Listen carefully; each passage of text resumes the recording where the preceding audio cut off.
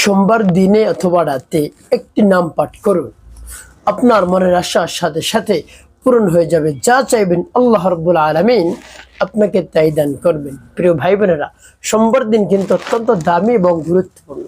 তার কারণ হলো সোমবার দিনে আল্লাহর হাবিব সাল্লাল্লাহু আলাইহি সাল্লাম জন্মগ্রহণ করেছেন, আর সোমবার দিন আল্লাহর হাবিব সাল্লাল্লাহু আলাইহি সাল্লাম রোজা রাখতেন।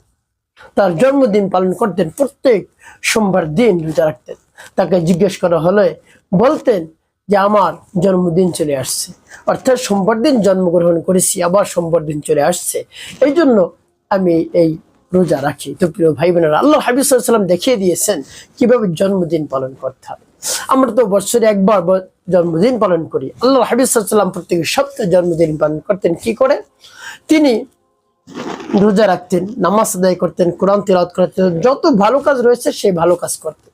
তো আমাদেরও জন্মদিন পালন করা উচিত ভালো কাজ করে, তাহলে আমাদের জীবন সার্থক হবে, সুন্দর হবে, সুখময় হবে, শান্তিপূর্ণ হবে।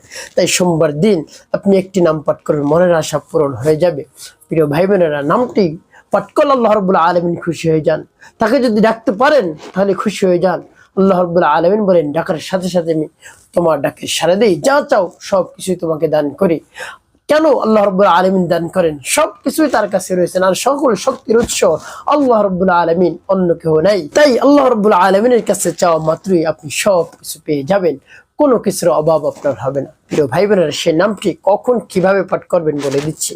নামটি পাঠ করার পূর্বে আপনাকে যে কাজটি করতে হবে, উত্তম রূপে পবিত্রতা অর্জন করে পবিত্র স্থানে আপনাকে কিবলামুখী হয়ে বসতে হবে। তারপরে আপনার জীবনের গুনার কথা স্মরণ করে ক্ষমা প্রার্থনা করবেন। হে আল্লাহ, আমি তো অপরাধী, আমি অনেক অপরাধ করেছি, অন্যায় করেছি, গুনাহ করে ফেলেছি, ছোট বড়, দিনে রাতে, প্রকাশ্যে গোপনে, যত ধরনের গুনাহ করেছি আপনি মাফ করে দিন, এভাবে বলবেন। তারপরে 3 বার দুরূদ শরীফ পাঠ করবেন, সাল্লাল্লাহু আলাইহি ওয়াসাল্লাম, সাল্লাল্লাহু আলাইহি ওয়াসাল্লাম, সাল্লাল্লাহু আলাইহি ওয়াসাল্লাম। ইস্তিগফার এবং দুরূদ শরীফ যখন পাঠ করা হয়ে যাবে, এরপরে আপনি কি করবেন? এরপরে আপনি সেই নামটি পাঠ করবেন। প্রিয় ভাই বোনেরা, আল্লাহ রাব্বুল আলামিন নিজেই জানিয়েছেন, ওয়ালিল্লাহিল আসমাউল হুসনা ফাদউহু বিহা। বান্দা, আমার সুন্দর সুন্দর নাম ধরে ধরে তোমরা ডাকো। দেখবেন, আপনি একজন অভিভাবক, আপনি পিতা, আপনি মাতা, আপনার সন্তান যদি আপনাকে বাবা বলে ডাকে, আপনার সন্তান যদি আপনাকে মা বলে ডাকে, আপনার হৃদয়টা জুড়িয়ে যায়। আর যদি না ডাকে তাহলে কত ব্যথা আপনার লাগে, কত বেদনা আপনার মনের মধ্যে সৃষ্টি হয়ে যায়।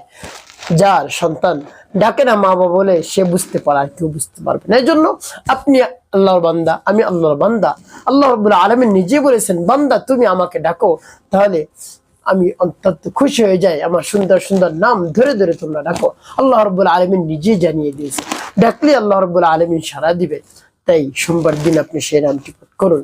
প্রিয় ভাই বোনেরা, সেই নামটি যখন পাঠ করবেন, এরপর আল্লাহ রাব্বুল আলামিনের কাছে বলবেন, হে আল্লাহ, আমার এই আমলকে সময়কে কবুল করুন, আমার মনের আশা আকাঙ্ক্ষা বাসনা কামনা পূরণ করে দেন, যত ধরনের আশা আকাঙ্ক্ষা রয়েছে পূরণ করে দেন।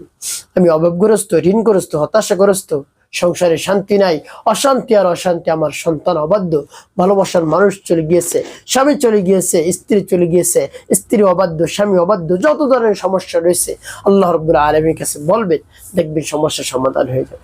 এরপরে সেই নামটি পাঠ করবেন। নামটি পাঠ করে পরবর্তীতে কি করবেন বলে দিচ্ছি, আগে নামটি বলে নেই। বিসমিল্লাহির রহমানির রহিম। ইয়া ওয়াহ্হাব ইয়া আল্লাহ, ইয়া ওয়াহ্হাব ইয়া আল্লাহ, ইয়া ওয়াহ্হাব ইয়া আল্লাহ, ইয়া ওয়াহ্হাব ইয়া আল্লাহ। এভাবে নামটি পাঠ করবেন কতবার? 100 বার গুনে গুনে পাঠ করবেন সর্বনিম্ন। উপরে যতবার পারেন, 1000, 2000, 3000, যত বেশি পাঠ করবেন তত আপনার জন্য ভালো। প্রিয় ভাই বোনেরা, শেষে কি করবেন?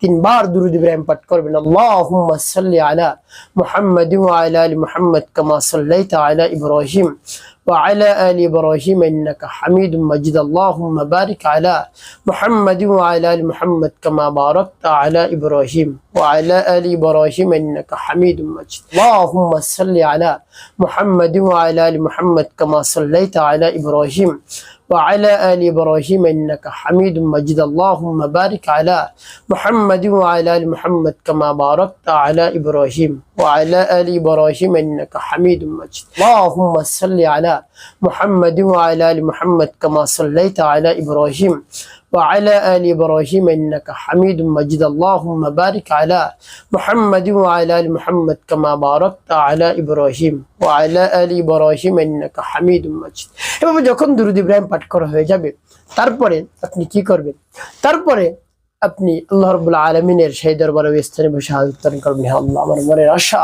আকাঙ্ক্ষা বাসনা কামনা পূরণ করে দিন আপনি হলেন আমাদের খালিক আমাদের রব আমাদের মালিক আমাদের হায়াত দাতা জীবন দাতা রিজিক দাতা সবকিছু আপনি দিয়ে থাকেন আপনি আমার সমস্যা সমাধান করে দিন আমি কঠিন রোগে আক্রান্ত হয়ে পড়েছি আমার সন্তান অবাধ্য আমার স্বামী অবাধ্য আমার স্ত্রী অবাধ্য আমার যত ধরনের সমস্যা আছে আপনি দূর করে দিন আমার চাকরি চলে গিয়েছে চাকরির ব্যবস্থা করে দিন এভাবে আল্লাহ রাব্বুল আলামিনের কাছে বলবেন দেখবেন একটি ফয়সালা হয়ে যাবে ইনশাআল্লাহ একটি কাজ করতে হবে 5 ওয়াক্ত নামাজ আপনাকে আদায় করতে হবে মানুষের কল্যাণে খিদমত কাজ করবেন অবশ্যই আপনার জীবন হবে সুখময় এবং শান্তিপূর্ণ ইনশাআল্লাহ